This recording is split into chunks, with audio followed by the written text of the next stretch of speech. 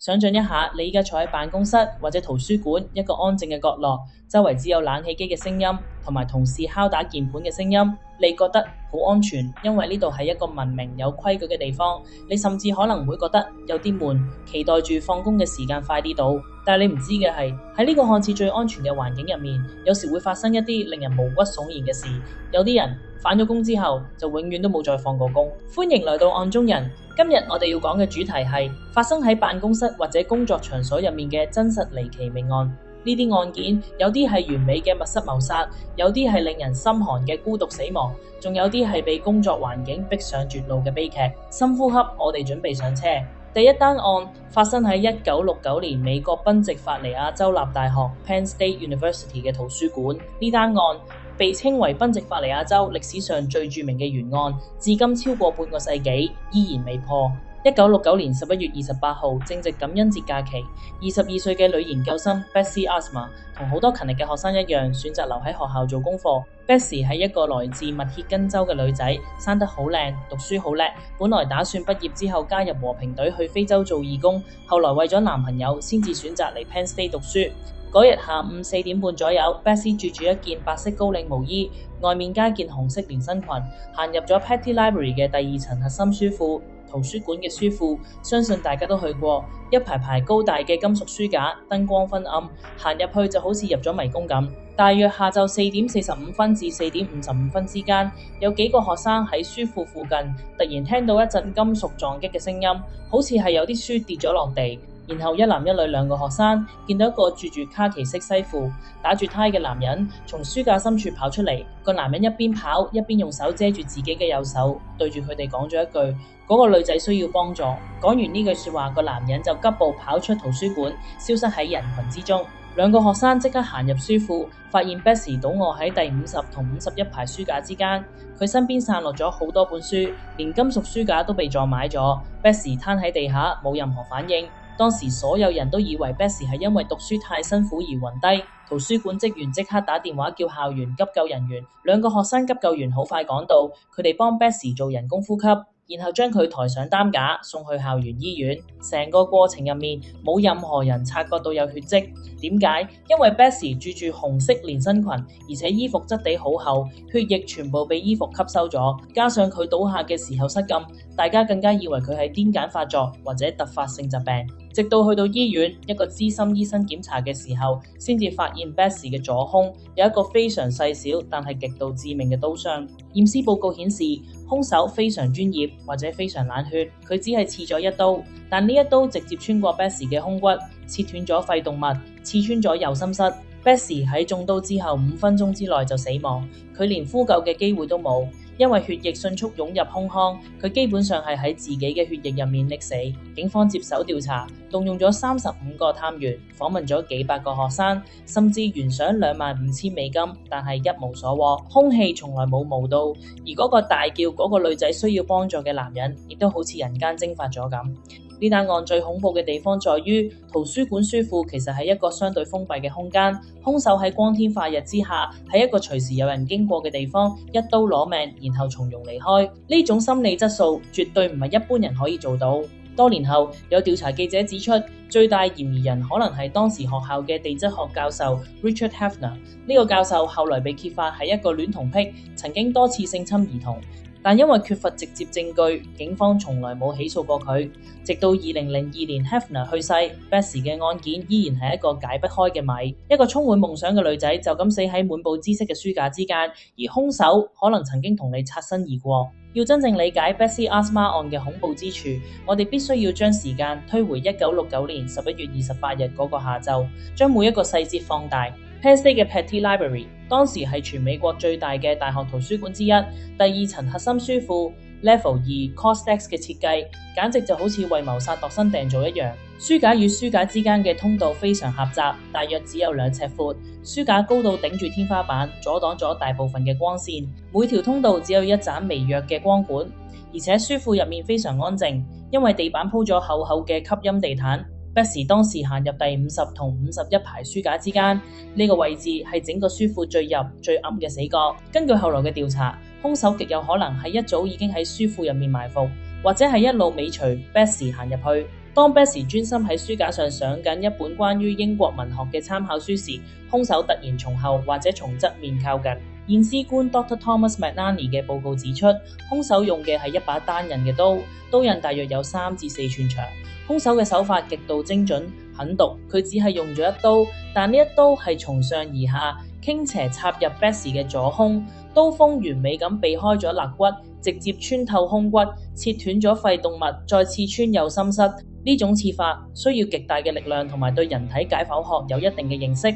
法醫甚至懷疑兇手可能受過軍事訓練或者有醫學背景。Bessie 中刀之後，肺部瞬間充滿血液，佢想大叫，但係氣管被血液堵塞，只能夠發出微弱嘅喘氣聲。佢向後跌倒，雙手本能咁想揸住啲咩嚟支撐自己，結果拉跌咗幾本厚厚嘅精裝書，甚至將固定書架嘅金屬支架都扯埋咗。就喺呢個時候，兇手做咗一個極度反常嘅舉動，一般嘅殺人犯得手之後一定係第一時間靜靜雞逃走，但係呢個兇手冇，佢反而從書架走出去，迎面走向2個因為聽到聲響而行埋嚟嘅學生 Joel Uafinda 同 Merrilee Earley。兇手用右手遮住自己嘅右手，可能係因為手上有血或者揸住把刀，然後用一種好平靜甚至帶點權威嘅語氣講，嗰個女仔需要幫助。呢句話簡直係完美嘅心理戰術，佢成功將2個學生嘅注意力轉移到 Bessie 身上，令佢哋以為只係有人暈倒。趁住2個學生跑入書庫救人嘅空檔，兇手從容咁行上樓梯，離開圖書館，消失喺感恩節前夕嘅校園人群之中。警方嘅調查一開始就陷入咗僵局，因為當時冇 CCTV、冇 DNA 鑑證技術，甚至連保護案發現場嘅意識都好薄弱。當急救人員將 Bessie 抬走之後，圖書館嘅清潔工人竟然將地下嘅血跡雖然唔多抹走咗，仲將跌落地下嘅書擺返上書架。案發現場就咁被徹底破壞。30幾年後，調查記者 Derek Sherwood 出版咗一本書，名為《Who Killed Bessie》。書入面指出，最大嫌疑人係當時 Penn State 嘅地質學教授 Richard Hefner。Hefner 係一個天才學者，但性格極度古怪。佢認識 Bessie， 甚至有傳佢曾經追求過 Bessie， 但被拒絕。案發當日 ，Hefner 被證實身處圖書館附近。更令人心寒嘅係 ，Hefner 後來被揭發有嚴重嘅暴力傾向、同戀同癖。有證人指出 ，Hefner 曾經喺案發後幾日神神化化咁同人講：你哋知唔知圖書館單案？我覺得個兇手一定係好了解人體結構。可惜嘅係，警方當時太過依賴陌生人隨機犯案嘅方向，忽略咗熟人作案嘅可能性。加上 Hefner 家族喺當地有一定嘅影響力，調查最終不了了之。2002年 ，Richard Hefner 因為心臟病發去世，佢將 Bessie 謀殺案嘅真相永遠帶落咗地獄。如果話 Bessie 嘅案件係一場恐怖嘅密室謀殺，咁接下來呢單案就係一場現代職場嘅恐怖悲劇。呢單案冇兇手，冇血腥，但係當你聽完之後，你會覺得背脊發涼。時間嚟到2024年8月。美國亞利桑那州 Tam 市呢度有一座好大嘅商業大廈，屬於美國著名嘅富國銀行 Wells Fargo 嘅企業辦公室。8月16號星期五早上7點，60歲嘅女員工 Denise Prudhomme 準時返到公司。佢喺大門口拍卡，然後行上3樓，坐喺自己嘅辦公室隔間 cubicle 入面，開始一日嘅工作。Denise 嘅座位位置比較特別，佢喺3樓一個相對偏僻、人流比較少嘅角落。對於好多打工仔嚟講，呢個可能係一個筍位，因為冇老闆會行過望住你個 monitor， 你可以安安靜靜咁做自己嘢。但係呢個筍位最終變成咗 Denise 嘅墳墓。星期5過去咗，週末過去咗，星期一其他同事陸續返工，大家照常開會、飲咖啡、覆 email。有同事聞到3樓有一陣奇怪嘅臭味，但係大家都以為係大廈嘅水管有問題，或者係冷氣機出咗事，冇人真係去深究。直到8月20號星期2下午，即係 Denise 拍卡入公司之後嘅第4日，大廈保安終於覺得唔對路，循住嗰陣臭味去檢查。當保安行到3樓嗰個偏僻嘅角落時，佢見到咗令人震驚嘅一幕。Denise 坐喺自己嘅座位上，已經死咗整整4日。一個活生生嘅人死喺自己嘅辦公桌上面4日，竟然冇任何一個同事、冇任何一個上司發現。警方接報到場，初步調查證實冇任何犯罪跡象。後來嘅驗屍報告顯示 Denise 係死於心臟驟停，原因係心肌纖維化，即係話佢係喺工作期間突然心臟病發，猝死喺座位上。呢單新聞一出，震驚咗全美國，甚至全世界。大家討論嘅已經唔係 Denise 嘅死因，而係現代職場嘅冷漠。富國銀行事後發表聲明，話對事件感到悲痛，又解釋話因為 Denise 嘅座位喺人流較少嘅區域，所以先至冇人發現。但網民完全唔接受呢個解釋，有人問佢死咗4日，即係話佢星期一、星期二都冇交功課、冇覆 email， 點解佢個上司冇佢？有人話呢個就係大公司嘅悲哀，你只係一個齒輪，你死咗，部機器依然會繼續轉。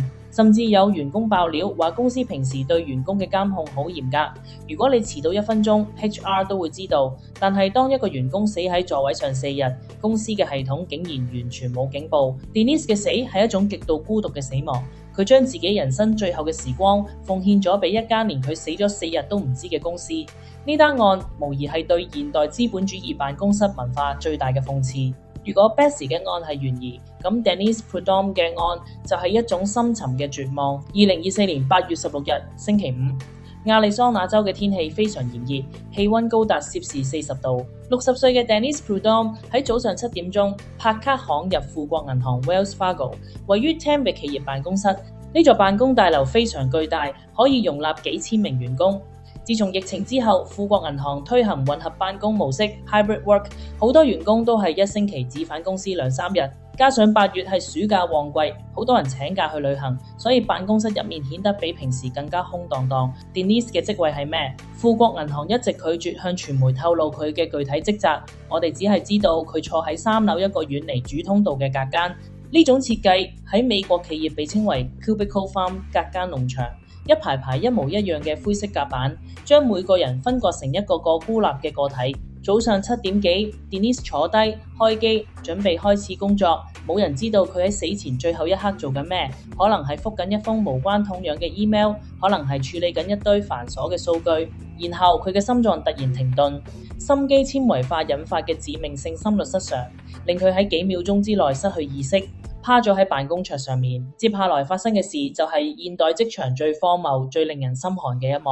星期五成個下晝冇人發現佢。星期五放工時間，大廈嘅燈光逐漸熄滅，冷氣調弱，冇人發現佢。星期六、星期日，大廈空無一人。Denise 嘅屍體就咁孤零零咁坐喺黑暗嘅辦公室入面。星期一，新嘅一個星期開始，幾百個員工返工，經過3樓，甚至有人行過 Denise 嘅隔間附近，但係冇人行埋去望一眼。有員工後來接受傳媒訪問時話：我哋聞到一陣好奇怪嘅臭味，有啲似坑渠塞咗，有啲似死老鼠，但係大家都好忙，戴住耳機聽歌做嘢，根本冇人想理。直到星期二下晝4點55分，即係 Denise 死後105個鐘，大廈保安先至因為臭味太過強烈，行入嗰個偏僻嘅角落，發現咗已經開始腐爛嘅屍體。呢單新聞曝光之後，美國網民嘅反應可以話係炸開咗。最多人問嘅一個問題係：佢嘅經理去咗邊？喺現代企業，每個人都有 KPI， 每個人都要打卡。富國銀行出名對員工監控嚴格，甚至會用軟件監控員工敲打鍵盤嘅頻率 （keystroke tracking）。如果一個員工離開座位太耐，系統都會有記錄。但係當一個活生生嘅員工死喺座位上4日，完全冇任何產出，冇登入系統，冇覆 email， 佢嘅直屬上司竟然完全冇察覺，冇打個電話問一句 Denise， 你今日點解冇交 report？ 呢個現象社會學家稱之為職場異化 （workplace alienation）。喺大型企業入面，人已經唔再係人，而係一個個數據點，一個個工號。只要你嘅工作唔會即時影響到公司嘅運作，你嘅存在與否根本冇人關心。更諷刺嘅係，富國銀行喺事後發出嘅聲明入面，強調公司致力於保障員工嘅安全同健康，仲話會提供心理輔導俾受影響嘅員工。